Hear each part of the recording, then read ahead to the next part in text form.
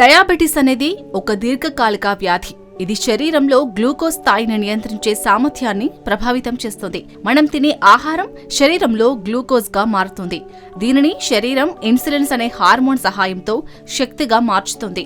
అయితే డయాబెటిస్ ఉన్న వారిలో ఇన్సులిన్ సరిపడా ఉత్పత్తి కాకపోవచ్చు, లేదా శరీరం దాన్ని సరిగ్గా ఉపయోగించలేకపోవచ్చు. ఫలితంగా రక్తంలో షుగర్ స్థాయి పెరిగి అది గుండె, కిడ్నీలు, కళ్ళు, నరాలపై ప్రభావం చూపిస్తుంది. డయాబెటీస్ రెండు ప్రధాన రకాలుగా ఉంటుంది. టైప్ 1 ఇది ఎక్కువగా బాల్యంలో కనిపిస్తుంది. టైప్ 2 ఇది పెద్దల్లో ఎక్కువగా ఉంటుంది. కొన్ని సందర్భాల్లో గర్భిణీ స్త్రీలకు గెస్టేషనల్ డయాబెటీస్ కూడా కలుగుతుంది.